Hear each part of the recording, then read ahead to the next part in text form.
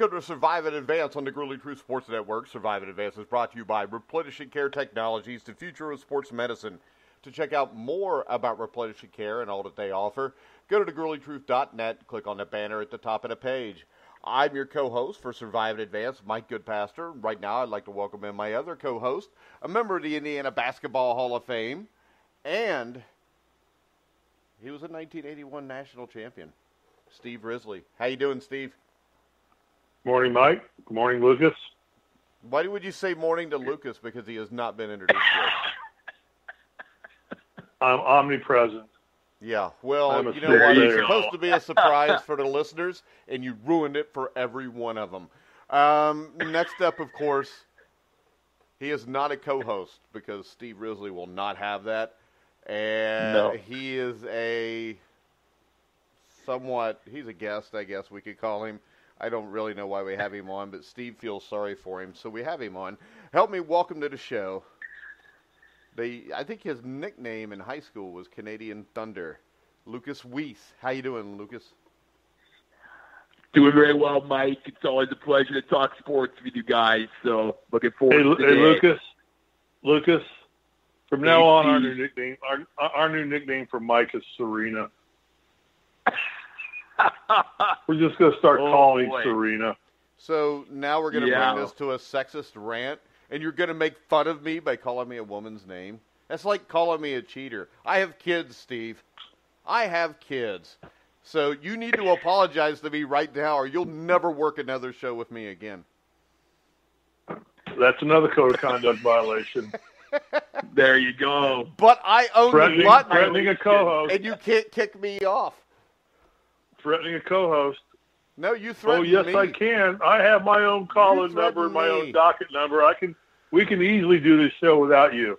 No, you couldn't. Watch what happens in the next segment when Lucas and I come in and do our world-famous golf show. Well, what you talking could about do the Ryder Cup is compare the numbers to one time it was just you and Lucas as opposed to me and anybody.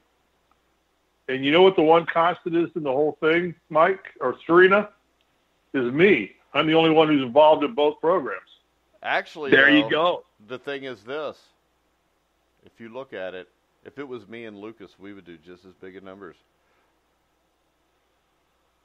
Well, you guys are welcome to try any day you want to. I can gladly watch. I would, but I can't stand Lucas. Crap. You already know I can't stand Lucas, so you know I'm not going to take you up on that. There you go. I know.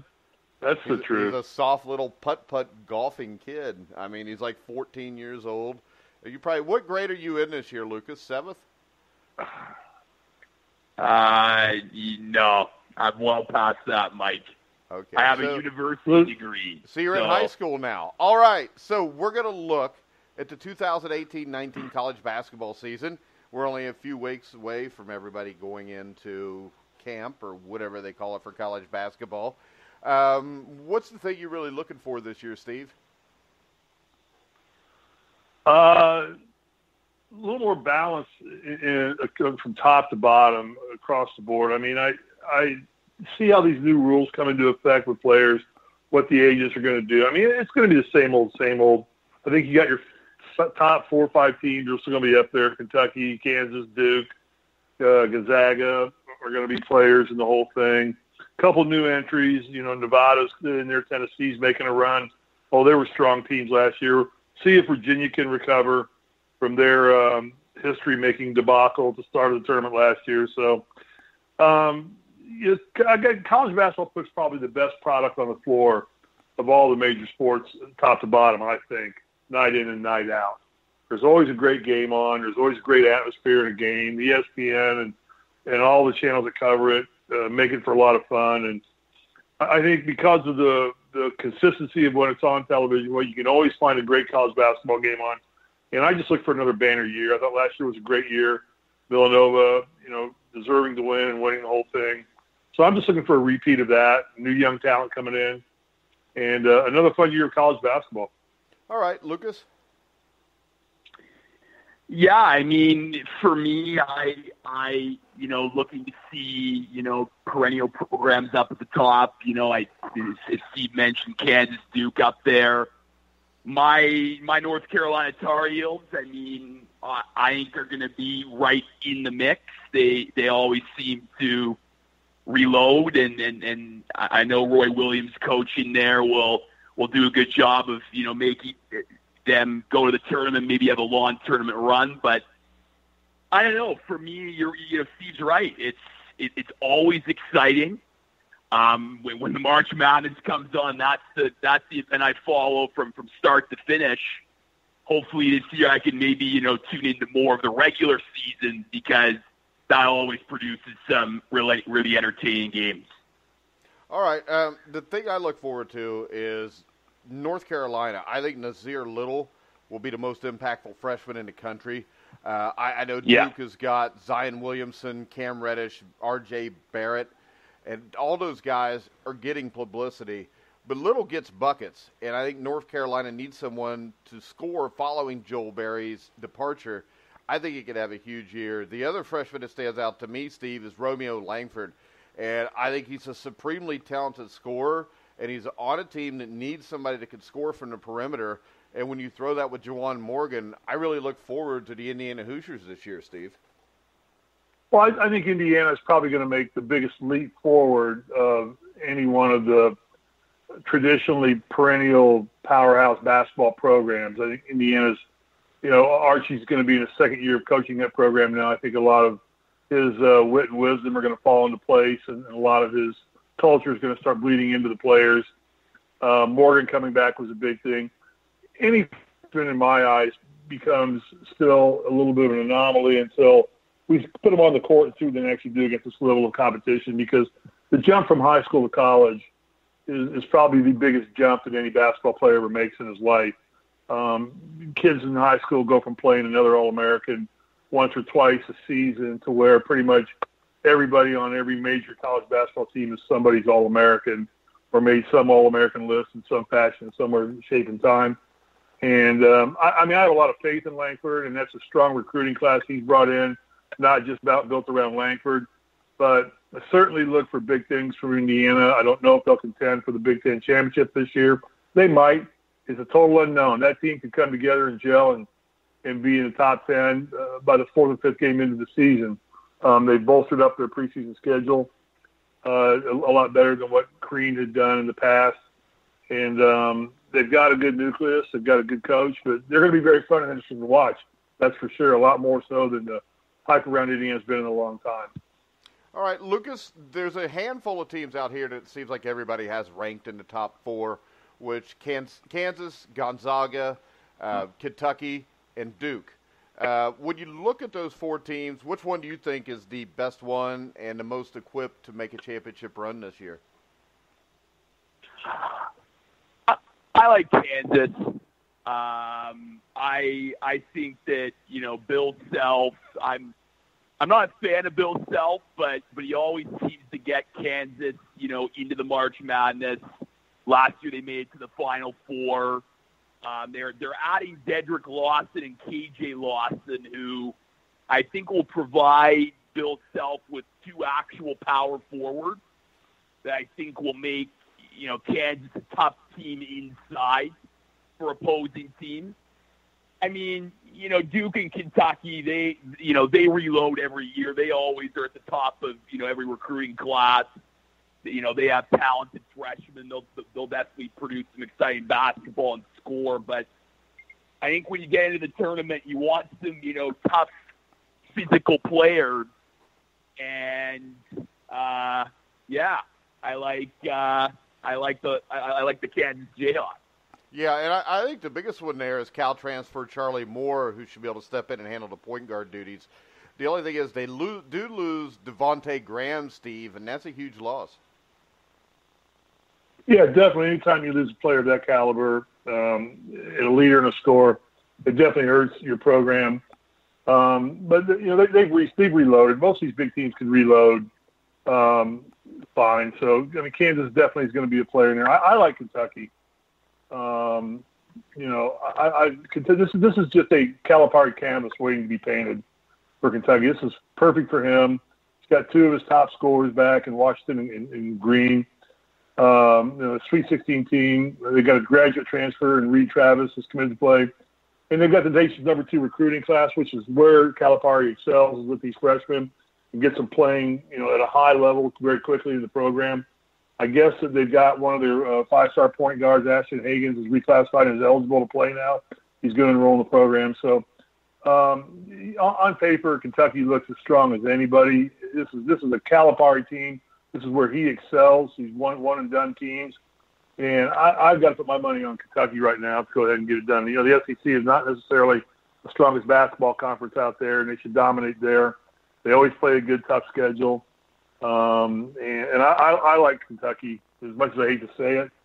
And I don't really hate to say it because I like all good college basketball teams. And I do believe that if Kentucky was cheating, they'd have been caught by now. They're going to believe the microscope on them is so big that, you wouldn't be able to get away with it in any way, shape, or form. I think we've already established with North Carolina and places like that that they really don't want to bring down their big guys, so they're all probably cheating. When I look at Kentucky, though, they do bring a couple front court players back. But my question there, Lucas, again, is Calipari's only won one national championship there while doing this, and it doesn't seem to work out very often for him, and he's still going to be looking at, 4 or 5 guys that have to fit and mesh correctly. And in the past, that's only worked out once for him so far. Yeah, I mean, his lone national championship was 2012, where he had Anthony Davis, Karl Anthony Towns, and just a real strong team. But you're right, Mike. I just think with Kentucky, again, a talented team, but I bet, if these guys didn't do the one and done and would stay for a couple years, then Kentucky would be much better maybe year 2, year 3. But it's so tough, as you said, in year 1 to just bring all your pieces together. And, in the tournament, obviously the best team wins, but you also need to have some, a little bit of luck along the way too, a good shot here, call here. And Kentucky just hasn't had that. I mean, they had a heartbreaking loss in the Final Four to Wisconsin a couple years ago. I mean, they lost 2 years ago to North Carolina when Luke May hit that unreal shot, game-winning buzzer beater. So, they've had talented teams, but I just don't think Calipari's been able to get it done. I don't think he will again this year. All right. Yeah, a couple things there. One is there's no doubt that in the tournament time, lack of experience definitely hurts you. It's a whole different breed of cats play one and done basketball, and a lot of these freshman kids don't have experience with that. Calipari gets his people as ready and as good as any team can. I think that's his strength in coaching. But I do agree that's why they probably have not seen the success in the tournament that they've seen in the regular season portions of it. They are usually the most talented team in the country every year, but they lack that experience to learn how to win games ugly or to win games that maybe they aren't in a great position to win. Secondly, most of the bad things in the tournaments that have happened in Kentucky, as Lucas aptly pointed out, have been luck issues. I mean, ill-timed, bank shots off the buzzer, one bad pass after playing a great game, 1 or 2 bad passes here, a freak play by an opponent to actually win a game or something, or somebody rising to the occasion like Wisconsin did a couple of years ago and taking it to them and then all of a sudden not being able to live up to their expectations. Yeah, but Steve, real quick, Wisconsin, it was the fact that I think that they had 4 or 5 guys on that team that were starting that were 4-year starters. No doubt. Yeah, that's the difference. That's what hurts Kentucky in the tournament. But at some point, they're going to break through. I mean, they generally are the most talented, physically gifted basketball team each year. When he puts a recruiting class like this together, he knows how to coach these kinds of kids. So, but in the end, will Kansas win it? Or Kentucky? I'm sorry, will Kentucky win it? The odds are stacked against them just because, as you said, they just don't have the experience on there. But I still think at this point in time, in the preseason, they're the team to beat for the regular season and during the season going into the tournament this year. Well, I think this. I think you got to look at Duke. I think Duke brings in three guys, and Zion Williamson, Barrett, and Reddish, who may be the best. And the thing is this. When I look at Calipari, I see a guy that's a really good recruiter, Steve. But when I see Krzyzewski, he's a great recruiter, but he's also really good at putting the pieces together. And I would bet on Duke putting us together and making a run before I would Kentucky. Can't argue there. I mean, Duke loses its entire starting lineup this year. They're rebuilding and retooling entirely. There's nobody better at doing that and building a culture and getting it ingrained into his program as good as Krzyzewski is. Duke's always in the hunt. You never count Duke out. They're always going to be in the top five, and they're always going to be lurking up there. And there's no better tournament coach in college basketball than Mike Krzyzewski. And he'll have those guys, whereas Kentucky will dominate throughout the course of the season and lead the polls and be up top and have a glitzy record. Duke will be a team that will just continue to get better and better and better and better. They'll lose a few games. The ACC still remains fairly strong in terms of competitive play. They've got to go in and night out. But Duke will improve consistently all year long. And come tournament time, anybody that bets against Duke, especially with the class he's got coming in, I think you're setting yourself up for failure. Because I agree with you, Mike. Duke has got to be one of the 2 or 3 favorites to win the whole thing again this year. They are every year, though. Now, I'll tell you this. I think a team that we see ranked anywhere from 5th to 10th for most people, the Nevada Wolfpack, Lucas, I think this is one of those 3 or 4 teams that could win it all. This is an experienced team. They get the Martin twins back, which is huge. They missed the Elite Eight by a point last year, and their best player was dealing with a foot injury for the last couple months of the season. This is a really talented team, and this is a team I think you could see very likely. It's very possible to see them in the Final Four next year. Yeah, they're one of my dark horses. I mean, when I watch the March Madness and look at teams that bow out. They were one of those heartbreaking losses last year. And I said to myself, look out for them next year if they can keep their team together, which, as you said, they are. I mean, I can't really argue with there, Mike. I think, Nevada, to me, is definitely one of the dark horses. I also think a dark horse, come tournament time, Kansas State Wildcats, they're hovering in the top 10 a bit. They bring back some good playmaking guards, a tough-minded team. And again, it's always great to see, who kind of rises to the occasion come tournament time and can really spoil the party for the top 5 or 6 teams. So it's going to be very exciting to watch. Yeah, and then we talked about the SEC with Kentucky, Steve, and the team that stands out there to challenge them would be Tennessee. And Tennessee's got almost everybody back from last year. They'll be really good. They didn't really add anything, And I think that most places, when we get a week or 2 from the season, you'll see Tennessee in the top 5. But I think part of that ranking is based more on what we don't know about other teams. Because I think Tennessee might have the highest floor in the country, but its ceiling is limited, if that makes any sense. We kind of know what they are. They'll be a little bit better for being together another year. But when you match them up with a team like Duke, right now, you'd have to take Tennessee.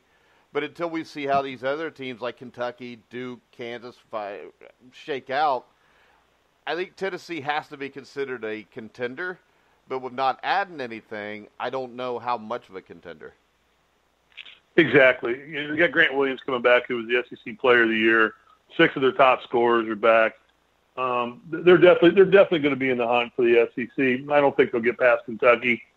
Still think Kentucky's going to be a stronger program, but they'll make waves throughout the course of the year. But I don't know that I see them as being deep enough or tournament tough enough at this point in time. And you're right. What we're seeing from Tennessee right now is probably what we're going to be seeing toward the end of the season. They may incrementally improve, but there's no real new catalyst coming in there that's going to shift things up or change things. They have 6 of their top scorers. They've got the Player of the Year. They had that last year. And, yeah, they're a little smarter, a little year wiser, but I don't think that team made the leaps and bounds that some of the teams around them have made. And I think you're going to see just a little bit prettier painted version of Tennessee this year than you saw last year, which means they'll be ranked. They'll be in the hunt. They'll be a team you got to play hard to beat, and they'll play hard every night. But I don't think they've improved enough to stay on top of like a Duke or North Carolina or Kentucky, or teams of that caliber, or even so much to the fact like an Indiana, who we expect to be growing. And I'm not saying Indiana's going to be as good as Tennessee at the beginning of the season, but Indiana has so much more growth potential than a team like Tennessee does. So I don't see Tennessee being a real factor in the big dance at the end of the year. I see them being a factor to make waves and create some upsets and wreak havoc in the SEC and in some national games possibly throughout the course of the year. You know what I could see? I could see them starting out the season really good, being somewhere between a 2 and a 5 seed, and being one of the teams that gets upset early in the tournament. Sure. Yeah, exactly. I don't see much improvement, and I think every year you've got to get better and better and better. And they didn't have the recruiting classes that some of these other programs did, and I think they're relying. The definition of insanity is doing the same thing over and over again and expecting different results. I think that's what you're getting with Tennessee for the most part. All right, and talk about a team that got upset. We'll go to the Virginia Cavaliers in the ACC now. They return Kyle Guy. I think he's the leading scorer in the history of Lawrence Central basketball. Steve, what's your take of the Virginia Cavaliers? I knew you were going to bring that up. Whose record did he break? There's an asterisk by that name. Why is that? He scored more points. And he did it – well, no, technically he didn't score more points. He did it – whatever he scored in 4 years because Lawrence Central became a 4-year high school. And he get off that. That's not important. Okay. Virginia will be good. Virginia will be good. They'll learn from their mistake, and that was a hard mistake to learn. I know that had to be one of the most embarrassing things that could ever happen to a team of Virginia's caliber, becoming a tournament number 1 seed and being upset. Yeah, but don't you think that it leads in the way they play, leads them to be a great regular season team, but a team that is ripe for an upset when you get to the tournament?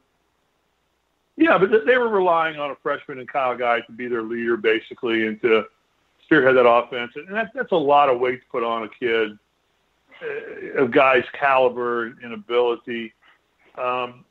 He's got another year under his belt. He's going to be a lot wiser, a lot smarter.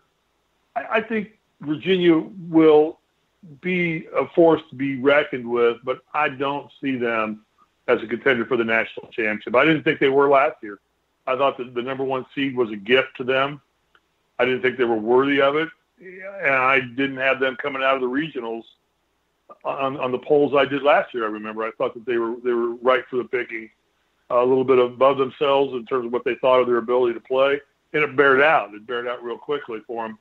So I don't see really Virginia being. They'll be a good team. They'll be in the top 10 most of the year, but come tournament time, they may make it to the Sweet 16, but I don't think they'll go past that. All right, now Lucas, we're going to talk about a team you mentioned a little bit, the Kansas State Wildcats, who last year just missed out on going to the Final Four, beat Kentucky, I think it was, in the Sweet 16. And the thing that a lot of people didn't realize at the time was Dean Wade is their best player, wasn't even on that team at the time. They lose nobody. They've added Sean Williams. This could be a team that could challenge Kansas in the Big 12. Absolutely. I mean, like I said earlier, this is a tough team that can really, make plays. And I think, not having one of their top players there, who knows what they could have done. So I just think that, come tournament time, if they have a really good regular season, no one is going to want to play Kansas State because they just have the pieces that can really come together and pull off an upset of one of the top programs. I actually think they're going to make the Elite Eight this year, maybe even the Final Four. They're one of my dark horse picks. See, I don't think you'd call them a dark horse because I've seen them ranked anywhere from 9th to 12th by most people. Yeah, dark horse in the sense, they're not just the usual suspect top 5. I mean, I'm not, I think anyone from about 6 through 15, they're a team that, expected to make the Sweet 16, but then, where are they going to go from there? And I think that of those teams, I think, Kansas State, you just really got to, give them a nod and see what they can do. And you're right, Mike. They can definitely challenge Kansas for the Big 12. I would love to see that because I think it gives me more joy to see Kansas not doing well. So, all right, they've got a good coach too. Bruce Weber knows how to navigate the tournament. He got Southern Illinois to the Sweet 16. Right, Bruce Weber knows how to coach a team in the tournament, and that in tournament time, coaching counts double what it does during the regular season, at least. You look at the same perennial teams that are almost always up in there, and it's always the top coaches that are there. The Tom Izzos, the Krzyzewskis, the Roy Williams, the Bill Sells, the Tom Creans that are up there in the Elite Eight and the Final Four. So, Weber's a strong addition to that program come tournament time. They'll have to be played with, they'll have to be dealt with, and you will not be able to rest your laurels or sit back on that team. And I believe they will give Kansas a run for the money in the league they're playing in. So, but it's again, the tournament's 50% luck, guys. I'm gonna say right now, having won it, true. 50.1% of that thing is luck. You can sit there and say by far who the best team is, but it's the team that gets the breaks, the team that doesn't have the bad things go their way, the thing that has the good things go their way. Because generally, the best team doesn't always win it on paper. It clearly is the team that's the luckiest team. Steve. I don't think it's the luckiest team. I think it's luck combined with the best coach. Because the next team we're going to talk about, the Villanova Wildcats, even though they lose Bridges, Brunson, DiVincenzo, Spellman, and I still think they're the best team in the Big East. By far. You got to give me more than by far. Well, no, Coach Ray. It's your team. It's your team. Break them down. You're the one who's sung the praise of Villanova all last year. Well, I mean, maybe take Michigan in the poll. I'll tell you what, though. I think the biggest threat to them in the Big East will be Butler. I think Butler's got a guy. They lost a ton of talent in the Big East to graduation. I think it's very possible Kamar Baldwin could win the Big East Player of the Year. I mean, he's a two-way monster. I think he's clearly the number one option for Butler. And with him on that team, I think they've got a shot to have a huge year in Butler. I haven't really looked at Butler that closely because I haven't seen him mentioned too often in a lot of the rankings. Butler's always a good program. They're always well coached. What Butler has done successfully is they pretty much have taken Brad Stevens' system that he developed when he was coached there, and they pretty well stuck pretty true to it. And Stevens' system was a success of Brad Stevens and the Butler Bulldogs in the heyday when they went back-to-back to the national championship games with far less talented teams than other teams that they were playing against. And they stayed with that system, and that system works very, very well for that program. So as long as Butler stays within the confines of what they're capable of doing, they're going to be a tough team to beat. Butler does not beat themselves very often, and that makes the team very tough to play when you don't get in a situation where you can get a team to beat itself. They're much like a lot of nice teams in Indiana back in the 70s and 80s. Those teams just wouldn't beat themselves. And I see Butler along that way. So they're going to be a threat to anybody they play on any given day. But Villanova, you can't count Villanova out. You still have to say, I still see Villanova as a potential Final Four team simply because of the coaching, the fact that they were there last year, the fact that they've been in contention for the last 4 or 5 years to be there. There's a tremendous culture there. There's an aura of winning. Wright knows how to get things done, knows how to blend talent, and he gets teams to play with a common goal as well as anybody in the country, and that was proven last year by how dominant the team of Villanova was. So I'm not going to count Villanova out of anything right now. I think come tournament time, they're going to be one of the 2 or 3 or 4 teams you're talking about as the ability to defend their championship and be in the Final Four again. All right, Lucas, when we talk about the ACC, we usually talk about Duke. I think North Carolina should be ranked ahead of Duke right now. I think Nasir Little is going to be a stud. I think Kobe White's going to be good. And I think the Brandon Huffman, Sterling Manley, Garrison Brooks, plus Luke May, I mean, to me, this team is a team that's better than Duke right now. Absolutely. I mean, they are talented top to bottom. Hopefully they could stay healthy this year because I think they could definitely give Duke a run for their money. But yeah, I mean, the Nasir Little, I think he's my preseason player of the year. He to me has the goods to really go off and explode and be a nice successor to Joel Berry. And then Luke May, I mean, what more can you say about him? I mean, he got the buzzer beater a couple years ago.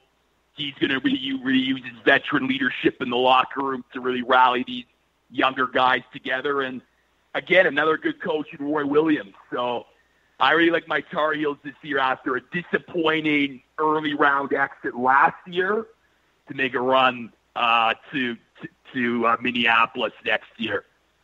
All right. Can I interject there real quick? Yes, can I interject real quick? Yes. I think the difference there is, on paper right now, North Carolina looks stronger than Duke, but I think the difference is going to lie in the fact that, no doubt, Krzyzewski's a better coach than Roy Williams. And I think that... Yeah, but remember this, Steve. Roy Williams' kids don't have to go to class, so it gives them an advantage, more time to prepare.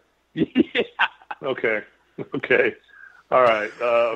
I think that in the early going, North Carolina will come out strong, but North Carolina won't develop at the pace that I think Duke's going to develop. So we'll give you the fact that maybe right now on paper, North Carolina is probably should be ranked ahead of Duke at this point in time. But my gut feeling is that come tournament time, there's going to be more eyes on Duke than there is North Carolina. North Carolina will falter as other teams pass them. I just don't see Roy Williams as a coach who progresses his teams. They come out strong, and they really don't improve throughout the course of the year.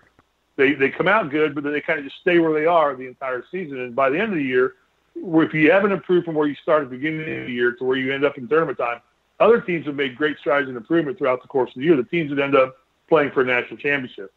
And North Carolina rarely is one of those teams, unless they're just so talent-laden that really Williams doesn't become as big a factor. But when you're building a team back up, you're losing key players, and you do have a lot of talent coming back, a lot more of the success this year falls on Roy Williams' shoulders than would normally be the case. I don't think he's as good as Mike Krzyzewski at building a team and preparing it to play and win a national championship. So for that, I'd say, yeah, Duke not as good, but come tournament time, that's going to flip-flop itself pretty quickly. All right, so we went through basically the top 10 to 12 teams in the country. Let's just all bring up a team that we're looking forward to watch, either for good reasons or bad reasons. I'm going to start off with the UCLA Bruins. I think this is a make-or-break year for Steve Alford. It shouldn't be, because he should have been broke last year. But I think the odds seem pretty good that he'll have every underclassman back except Aaron Holiday. This is a very talented team. He recruits very well, but his problem is he's a bad basketball coach. So I think this is the year UCLA may slip into the tournament, get bounced again in the first round, and then we'll be looking for a new coach in L.A. Lucas, what's your take on the Bruins? Can't really argue there. It's always nice to see UCLA, in the mix. They're a historical program. Yeah, I mean, if he could get a car dealership in on board, he could be a legend. Yeah, there you go. That would be pretty legendary. All right, Steve, any teams you want to look out for? Well, I'm definitely going to have fun watching Indiana play. Obviously, it's my alma mater, my team, and they've been kind of mediocre, not really relevant for such a long period of time now. That they have the coaching ability, it appears on paper. They have a strong class. They have good returning players coming back to that program. And I do not think Indiana is going to compete for the national championship this year. However, I do think that they're going to become very relevant in the mix of top 20 college basketball teams. The question is, how long can they hang on to a Romeo Langford, or how can they parlay Romeo Langford into recruiting other players to come and fill his shoes should he decide to leave after 1 year? But definitely, to me, Indiana is going to be hopefully a very pleasant surprise, in that they are going to move up and get themselves up into the top 10, possibly at some point in time. It's still going to be a little bit of a struggle when you're relying on freshmen and young players. And even the players they've got coming back, other than Morgan, are still freshmen or sophomores or juniors who didn't get a lot of playing time. They had a pretty strong senior class coming off the squad from last year, so they've got a lot of void to fill. A.J. Green's got to get a lot better. Other players in that team have got to step up and be more consistent for Indiana to be good.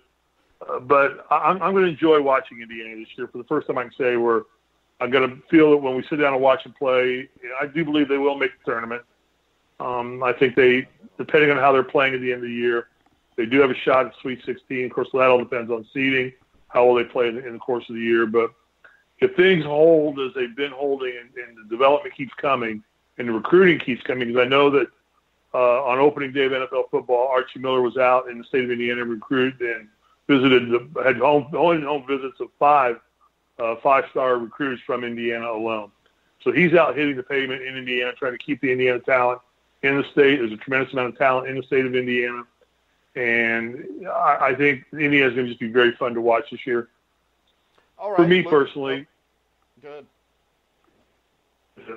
I'm Hamlin. All right. I agree with you. And I think they could be a national championship contender, and I think they could beat Duke early on at Duke. I really like this team. I like Archie Miller. But when you've got an inside presence like Morgan, if Langford turns out to be what we think he is, which is a huge if, right, I think you've got something to go with. Lucas, who are you looking at? I'm looking at the NC State Wolfpack. Obviously they're rival to my Tar Heels, but they always seem to be, in the mix as a true dark horse. They have a lot of talented guards this year. They're well coached. I think they'll make it to the tournament, and like the last few years, this is a school you don't want to face in the early round, especially if you're one of the perennial programs. They just know how to play in those big moments, and I think with their great coaching, they could find a way to maybe pull off some upsets, make it to the Sweet 16 or even Elite 8. So I'm really interested to see how the Wolfpack do. I mean, obviously, I hope my Tar Heels beat them, but they'll be a tough team for sure. Lots of talented guards. So you're a Tar Heels fan. Wasn't North Carolina State one of the teams kind of implicated in the Shoegate deal? Well, that's not as bad as what North Carolina did, but no, but still. Yeah. And I think we established everybody cheats. Yeah, it's true. So let's. No, not Serena Williams. Serena Williams. No, definitely not Serena. Don't call her a cheater. She'd rather lose. She would rather cheat. She'd rather lose than cheat. So, and don't call her a cheater. So we have one athlete out there who does not cheat, for sure. Maybe. Because then her coach came out and said she did. And she said that right after her coach on the sidelines admitted that he was sending her signals from the sideline. Also, I think it came out later that she said that her coach was a liar. So it's all right. And he's probably an unemployed liar now. Probably. I don't know. Probably not. I mean, the way the world works, no, probably not. Care. She probably didn't even. The way the world works. Yeah. But apparently Lucas, now umpires. Lucas, wait a second. Lucas, you're a North Carolina Tar Heel fan. Did you listen to Rashad McCann's interview? I did, Mike, but you know what? You're also a Cincinnati Reds fan, and you had Pete Rose. So yeah, but I don't support Pete Rose. And Pete Rose actually lost this games. He didn't cheat to win. Well, but I thought everyone cheats in college basketball, Mike. No, they don't. Not everybody cheats in college basketball. So you're telling me Bob Knight and the Indiana Hoosiers cheated? No, except the Hoosier. Okay, so it's not I know I'd be fired from the show. It's not everybody then. And you wouldn't be fired from the show. We would just probably bury you somewhere alive. You'd be. You wouldn't be fired. You would just have some concrete shoes and be in the Ohio River by dawn tomorrow. There you go. But no, I don't think everybody cheats.